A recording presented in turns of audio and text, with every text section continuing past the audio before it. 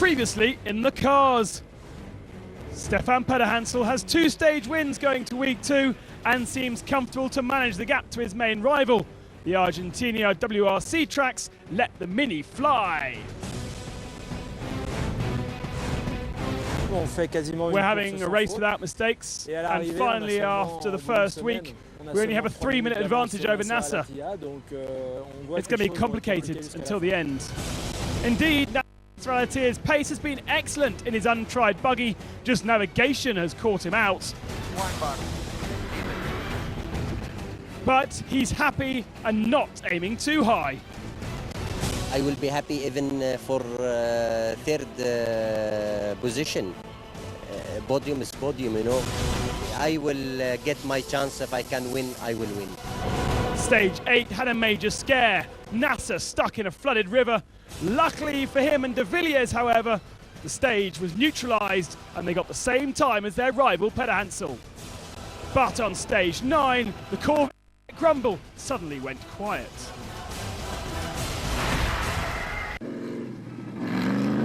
Rewind 24 hours, stage 9, San Miguel to Tucumán de Córdoba. The final scenes of Nasser Al-Attiyah driving his buggy on this year's Dakar.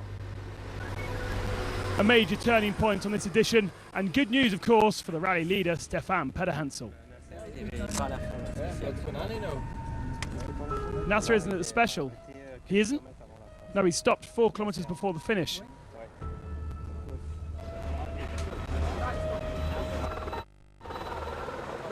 I really had to avoid any mistakes. It was a bit scary. I didn't know whether really to attack, to distance him, or not take too many risks in a tricky stage. But of course, eventually it was a good operation. Disappointed not to have won the day's special, Ginier. De Villiers also made the best of Nasser's setback. Yeah, I saw Nasser. There was some smoke coming out the back of his car. The South African didn't know then that Al-Attiyah was down and out. Late in the evening, the Red Bull Qatar buggy eventually made it back to the bivouac, but without its driver. Race over due to a water pump and wheel bearing problems.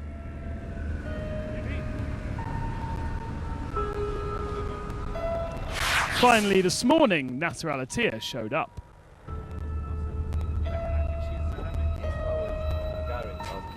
We understand there's a new team, a new car, just we need more time to development, but believe me, we come next year very, very strong. We try to win again.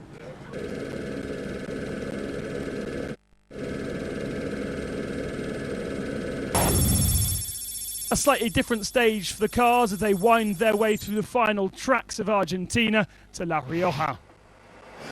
Winner of 2 stages so far, including yesterday's, Nani Roma was the first to take off on the 353-kilometre special. A tricky task that he mastered beautifully. The Catalan, however, just failed on clocking the fastest time of the day. Not a problem, he did gain precious time in his quest for a podium spot. Robbie Gordon can be well satisfied with his excellent 5th spot in his heavy and wide Hummer. Time lost, only 6 minutes. One of the great surprises of this Dakar is Jeff Olam. The Aussie from Cairns started the day an outstanding 12th spot overall. In his Toyota prepared by the Overdrive team, he was 12th on this special. 3rd overall, Neo Novitsky did not have a good day. He lost 12 minutes on his rival for a podium spot, Nani Roma. Yesterday, Gerlan Shishri lost his 5th overall.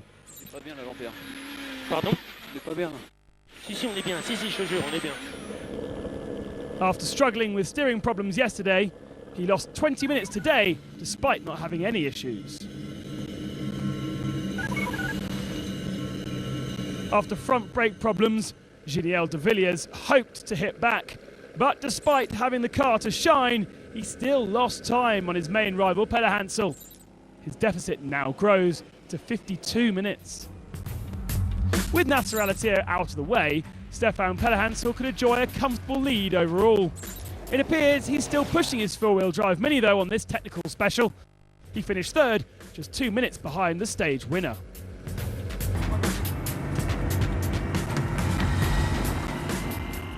For us, it's not necessary to take the risks just to gain a few minutes. It's better to apply some secure strategy. But we are going to start to manage our leadership now. Out of 6 Dakar rallies, including 2 on a bike, Orlando Terranova has only finished the race once. Today was his glory day. Orly became the first ever Argentine to capture a stage win in the car race on Argentinian soil as well.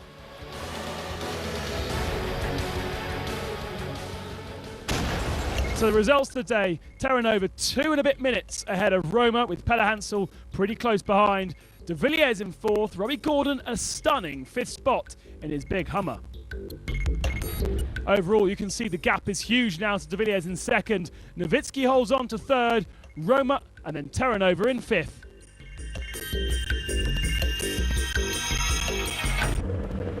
In the T2 production cars, Xavier Foch leads the way. The Catalan in his Toyota is comfortably leading and is 24th overall. His main rival is Frenchman Nicolas Gibbon, but he's over 40 minutes adrift.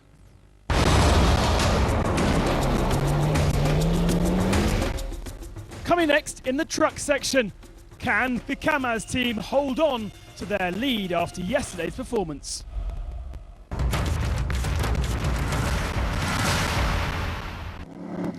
In the early part of yesterday's stage, Eric Faithfuss was on fire and absolutely flying. Then this. The heat in the brakes and engine caught the vegetation around it alight, and the car was a fireball. The drivers are off skiing now to forget this nightmare. In yesterday's stage, Lucia Alvarez's Toyota appeared at the bivouac with a huge hole in it. Here's the miracle. We were going around a very fast curve and we had a problem with the engine. I don't know what, so we left the curve and there was a tree on its side with branches and it pierced the truck. It was about 10 centimeters wide. It broke the windscreen. It was a disaster. We were very lucky, I think. For 10 minutes we were shaking. Incredible. The truth is, actually, we were very, very scared.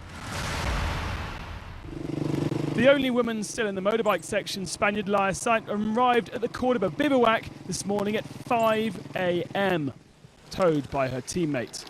She'd been on the bike for 24 hours.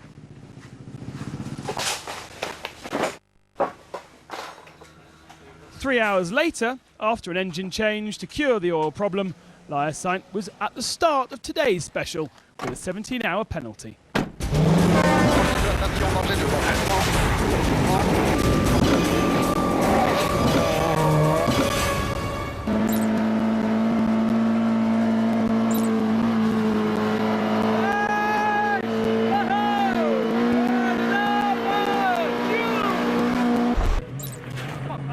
Should we take the risk to go into the water? If it's through, then we must. Is it through? I cannot see it.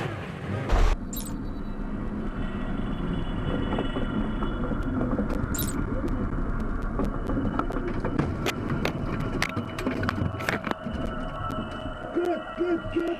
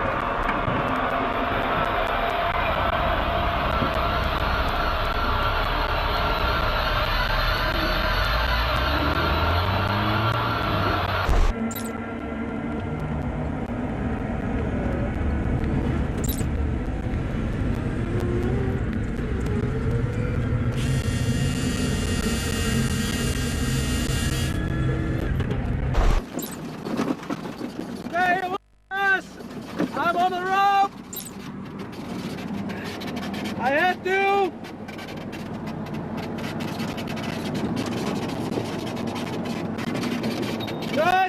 need to be back.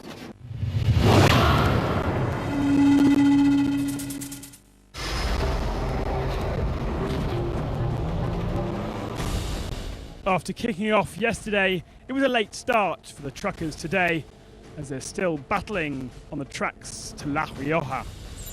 At the halfway mark, it was looking good for Alice Lopez. Looking good for a second consecutive stage win. In the overall, he's moving closer to the podium as well, yet he remains over an hour and a half adrift. Also in the fight for stage victory, which would be his first on a Dakar, was Peter Verschluis. The Wecker Man driver is 7th overall.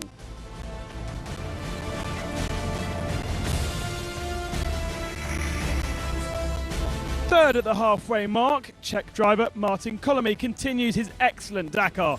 His green Thatcher is 2nd overall, far better than he would have ever expected.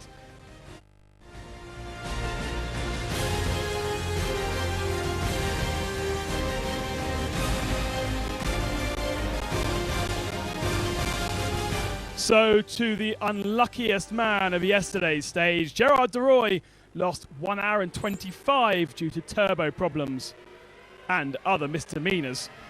He was eager to hit back today, and the Dutchman was, however, losing more precious time on Nikolaev in the dust of his rivals.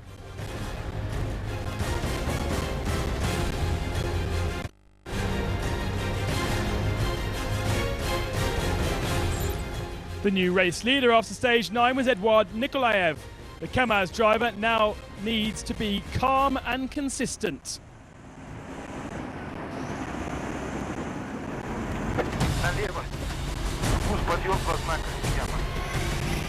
Quite a challenge for the 26-year-old, who will be constantly under pressure from his rivals and team manager to bring the trophy back to Kamaz by the end of the rally.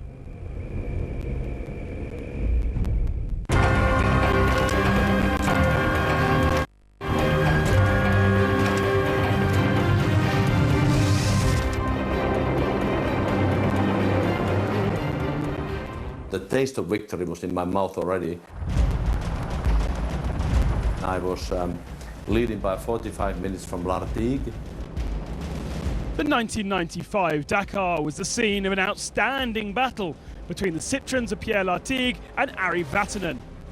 After 7 stages, the Finn had an advantage and could start dreaming of a 5th crown.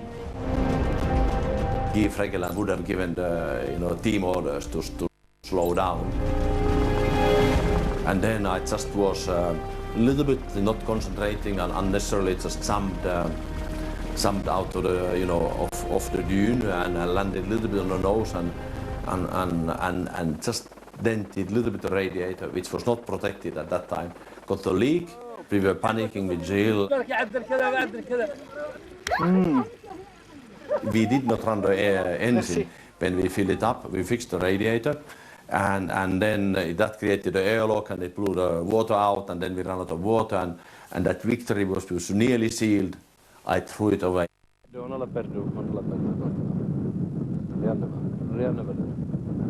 Out of the fight for victory, a frustrated Ari Vatanen eventually crashed out of the race on the way to Tambacounda. A Dakar to forget for the Finn.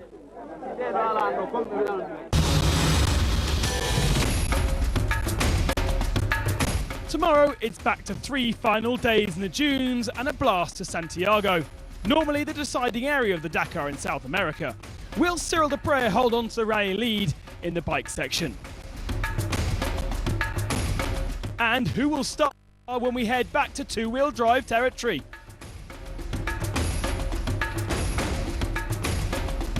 But most of all, who will fail in the white dunes of Fiambula? All this and more when the Dakar adventure continues.